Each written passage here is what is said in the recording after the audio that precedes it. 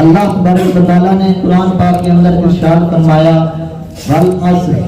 ان الانسان لفی خسر الا الذین آمنوا وعملوا الصالحات وتواصوا بالحق وتواصوا بالصبر، یعنی کہ مجھے زمانے کی قسم کہ انسان خسارے میں ہے، مگر وہ لوگ خسارے میں نہیں ہیں جو ایمان لائے اور نیک عمل کیے اور لوگوں کو حق کی تلقین کی اور صبر کی تلقین کی۔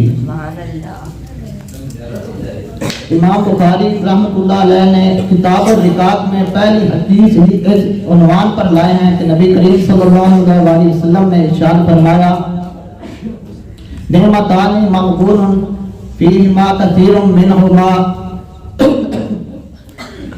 منہما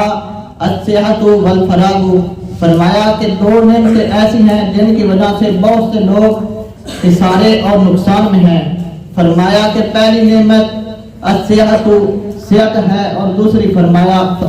والفراغ فراغت ہے۔ فرمایا کہ جب آدمی کے پاس صحت نہیں ہوتی،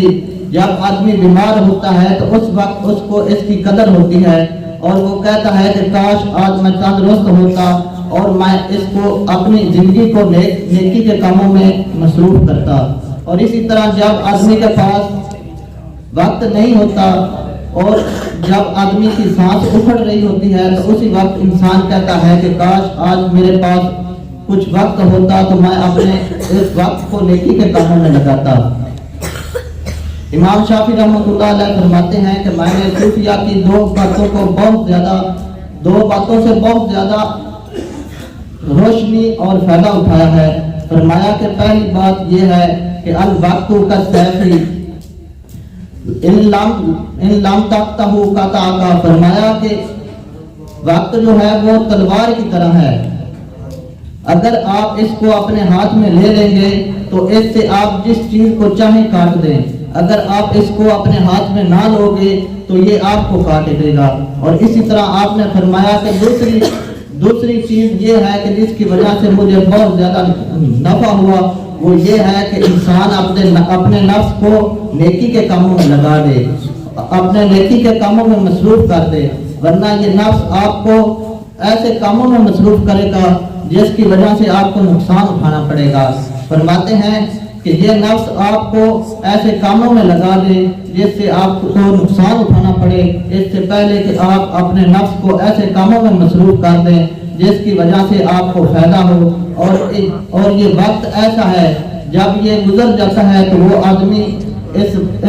ہاتھ کو ملتا رہتا ہے، اور فرمایا کہ اس وقت کو اب غنیمت سمجھو اور نیکی کے کاموں میں لگا دو۔ فرماتے ہیں کہ ایک بزرگ لکھتے ہیں کہ ان الانسان لفی خسر، اس کا مفہوم مجھے کبھی بھی سمجھ میں نہیں آ رہا تھا، تو ایک دفعہ میں بازار میں گیا